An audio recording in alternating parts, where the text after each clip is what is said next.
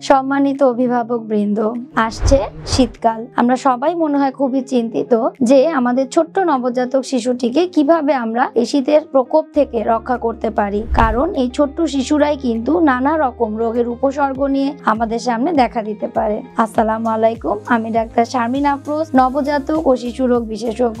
তাই আজ কথা বলবো শীতকালে এই ছোট্ট নবজাতক শিশুর যত্ন নিয়ে। প্রথমেই যদি আমরা পয়েন্ট আউট করি যে শিশুগুলোকে আসলে কি করতে হবে। আপনারা জানেন যে শীতকালে শরীরের তাপমাত্রা কম থাকে, তো নবজাতক শিশুটি কিন্তু অনেক ঝুঁকিপূর্ণ। তাই তাকে আমরা সুন্দরভাবে কাপড় দিয়ে ঢেকে রাখবো। এবং মনে রাখবেন, আমরা শীতকালে বড়রা যে লেয়ারের কাপড় পরি, যদি আমরা একটা লেয়ার বা দুটা লেয়ারের কাপড় পরি, নবজাতক শিশুটিকে কিন্তু একটু অতিরিক্ত লেয়ারের কাপড় বা শীতের কাপড় পরাতে ভুলবেন না। দ্বিতীয় হলো ত্বকের যত্ন মিলিয়ে রাখা অথবা ক্যাঙ্গারু সেবা। এটা কাদের জন্য? যারা সময়ের আগে জন্ম নিয়েছে, অর্থাৎ অপরিণত নবজাতক, একই সাথে যার ওজন 2500 গ্রামের কম, তাকে আমরা ক্যাঙ্গারু সেবা দিয়েও তার শরীরের তাপমাত্রা ধরে রাখতে তাকে সহায়তা করতে পারি। তৃতীয় হচ্ছে তার খাবার। শীতকালে যেহেতু আমাদের শরীরের তাপমাত্রা কমে যায়, আমাদের কিন্তু শরীরের মেটাবলিজমের জন্য খাওয়াটা নিশ্চিত করতে হয়। এবং ছোট্ট নবজাতকের ক্ষেত্রেও ঘন ঘন মায়ের বুকে দুধ দিতে হবে, কারণ এই খাবারটাই কিন্তু তার শরীরে তাপ উৎপাদন করতে সহায়তা করে। চতুর্থ,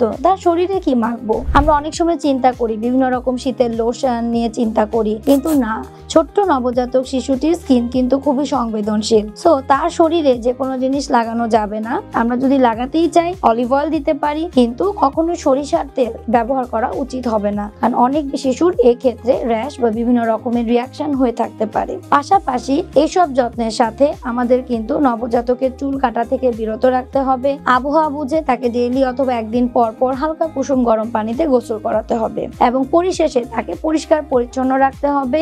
যারা অসুস্থ, যারা বাসায় বেড়াতে এসেছেন বা পরিবারের কোনো সদস্য অসুস্থ, সর্দি কাশি হাঁচিতে ভুগছেন, তাদের কাছ থেকে আমরা কিন্তু এই শীতকাল আসার আগে থেকে বেবিগুলোকে একটু দূরে রাখার চেষ্টা করব। আর প্রতিবার শিশুকে ধরার আগে অবশ্যই আপনি সাবান পানি দিয়ে ভালো করে হাত ধুয়ে স্যানিটাইজার দিয়ে হাতটা মুছে বেবিটাকে ধরবেন। তো এই ছিল আমাদের শীতকালীন সেবা। আশা করি শীতকালে এই টিপস গুলো মেনে চললে আমরা অনেকাংশেই আমাদের ছোট্ট বাবুগুলোকে শীতের প্রকোপ থেকে এবং বিভিন্ন রোগ জীবাণু থেকে রক্ষা করতে পারবো। আলোক হেলথ কেয়ার অ্যান্ড হাসপাতাল সুনামের সঙ্গে সুদীর্ঘ 30 বছর ধরে এই অঞ্চলে কাজ করে যাচ্ছে। তাই পরিশেষে বলবো, আলোকের সেবা নিন, সুস্থ থাকুন। মনে রাখবেন, সুস্থ জীবন মানেই সুন্দর পৃথিবী। সুস্থ জীবন, সুন্দর পৃথিবী।